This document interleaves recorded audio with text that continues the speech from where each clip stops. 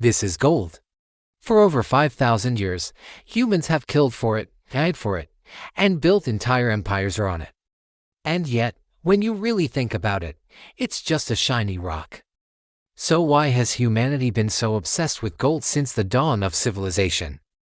Well, humans didn't just choose gold at random. For something to work as money, it needs a few key qualities. First, it has to be rare. Gold is formed deep within the earth over millions of years, which means it can't just be created or replaced easily. Whenever societies tried to create more of it artificially, its value completely collapsed. Gold only works because it stays scarce, but rarity alone isn't enough. Think about it, gold doesn't rust or decay. It's easy to recognize, easy to divide into smaller pieces, and easy to store. And on top of all that, it's shiny, something humans have always been strangely attracted to.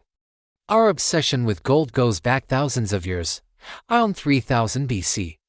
Ancient civilizations discovered gold in rivers and underground. The ancient Egyptians became completely obsessed with it. They believed gold was the literal flesh of the gods, especially Ra, the sun god. Pharaohs covered their temples, their jewelry, and even their coffins in gold. When King Tut's tomb was discovered, his coffin alone contained over 110 kilograms of solid gold. That's almost 250 pounds. But Egypt wasn't alone.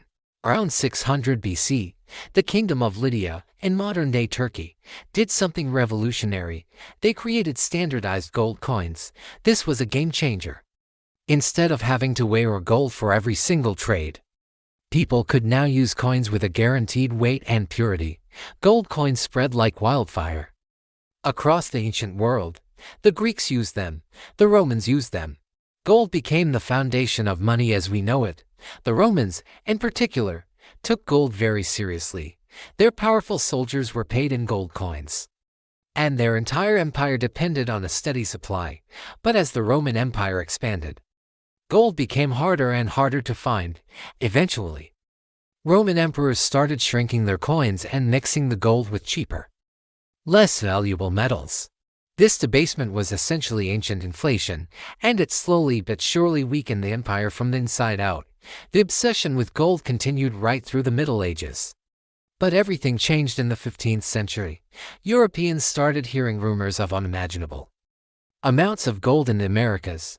Spanish conquistadors sailed across the ocean, driven by these stories. They found that indigenous civilizations like the Aztecs and the Incas did indeed have vast amounts of gold. But here's the crucial difference: to the indigenous peoples, gold was sacred and artistic, not money. To the Spanish, it was pure wealth. They looted temples, melted down priceless, irreplaceable artifacts, and shipped tons of gold back to Europe, flooding the continent with newfound riches. Centuries later, gold fever struck again, this time in America during the California gold rush of 1848. The news spread, and hundreds of thousands of people rushed west, all hoping to get rich quick. The reality: most of them found absolutely nothing. The real winners were the entrepreneurs selling tools, supplies, and food to the hopeful miners. The lesson was clear: chasing gold rarely works out the way people expect. By the 19th century, countries tried to bring some order to the chaos of money with the gold standard. The idea was simple: paper money was directly backed by gold, meaning you could, in theory, exchange your paper bills for real, physical metal. This was a huge step. It prevented governments from printing unlimited money and helped keep currencies stable. For a while, it actually worked. Then World War I happened. Wars are incredibly expensive, and governments needed far more money than their gold reserves allowed.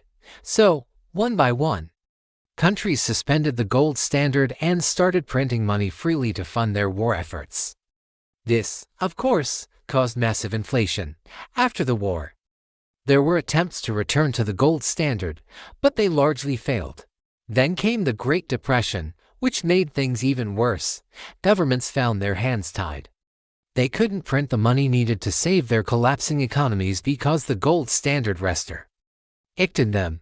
In a dramatic move in 1933, the United States made private gold ownership illegal. American citizens were forced to turn in their gold coins and bullion to the government. The goal was to give the government more control over the money supply to fight the Depression. The gold standard limped on in a weakened form until 1944. As World War II was ending, world leaders met and created the Bretton Woods system. Under this new agreement, the U.S. dollar became the world's main currency, and it was backed by gold at a fixed rate of $35 an ounce. For a while, everyone trusted the system. The world rebuilt, and economies boomed. But then, other countries started to realize that the U.S. had printed far more dollars than it actually had in gold reserves to back them up. Confidence began to crumble. Finally, in 1971, President Nixon made a shocking announcement. He closed the gold window, officially ending the convertibility of dollars to gold. The gold standard was completely over. For the first time in 5,000 years, money was no longer backed by gold. It was backed only by faith in the governments that issued it. Most people trusted their governments and didn't think much of it. But gold buyers saw things differently.